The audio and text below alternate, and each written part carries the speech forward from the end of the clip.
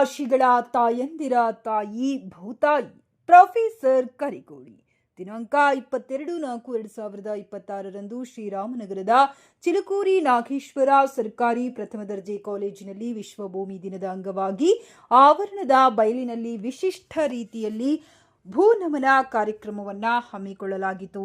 ಕಾಲೇಜಿನ ಎಲ್ಲ ವಿದ್ಯಾರ್ಥಿಗಳು, ಪ್ರಾಧ್ಯಾಪಕರು, ಉಪನ್ಯಾಸಕರು ಹಾಗೂ ಆಡಳಿತ ಸಿಬ್ಬಂದಿಯವರು ಭೂಮಿಯನ್ನ ನಮಿಸುವುದರ ಮೂಲಕ ಕಾರ್ಯಕ್ರಮವನ್ನು ಉದ್ಘಾಟನೆ ಮಾಡಲಾಯಿತು. ಕಾರ್ಯಕ್ರಮದಲ್ಲಿ ಸಹಾಯಕ ಪ್ರಾಧ್ಯಾಪಕರಾದ ಶಂಕರಪ್ಪ ಸ್ವಾಗತಿಸಿ ಪ್ರಾಸ್ತಾವಿಕವಾಗಿ ಮಾತನಾಡಿದರು. ಕಾಲೇಜಿನ ಸಹ ಪ್ರಾಧ್ಯಾಪಕರಾದ ಡಾಕ್ಟರ್ ಸರ್ಫರಾಜ್ ಅಹಮದ್ ರವರು ವಿದ್ಯಾರ್ಥಿಗಳಿಗೆ ಭೂದಿನದ ಅಂಗವಾಗಿ ಶುಭ ಕೋರಿದರು.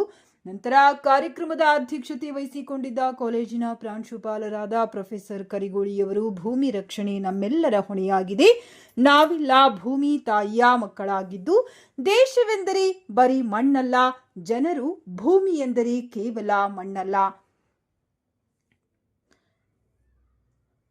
ಇಡೀ ಭೂಮಂಡಲ ಭೂಗ್ರಹವೇ ನಮ್ಮ ಜೀವರಾಶಿಗಳಿಗೆಲ್ಲ ಸಕಲವನ್ನ ಒದಗಿಸುವ ನೆಲೆಯಾಗಿದೆ ಎಂದು ತಿಳಿಸಿದರು.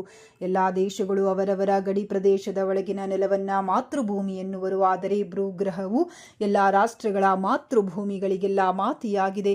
ನಾವೆಲ್ಲರೂ ಪರಿಸರದಲ್ಲಿನ ಮಾಲಿನ್ಯ ತಡೆಗಟ್ಟಿ ಪರಿಸರ ಪ್ರಜ್ಞೆಯೊಂದಿಗೆ ಸುಸ್ಥಿರ ಅಭಿವೃದ್ಧಿ ಮಾಡುತ್ತಾ ಭೂಗ್ರಹವನ್ನ ಸಂರಕ್ಷಣೆ ಮಾಡಬೇಕಾಗಿರುವುದು ಜಾಗತಿಕ ಮಾನವ ಕರ್ತವ್ಯ ಎಂದರು. ನಮ್ಮ ಶಕ್ತಿ ನಮ್ಮ ಗ್ರಹ ಎಂಬ ಘೋಷವಾಕ್ಯವನ್ನ ನಾವು ಎಂದಿಗೂ ಮರೆಯಬಾರದೆಂದರು.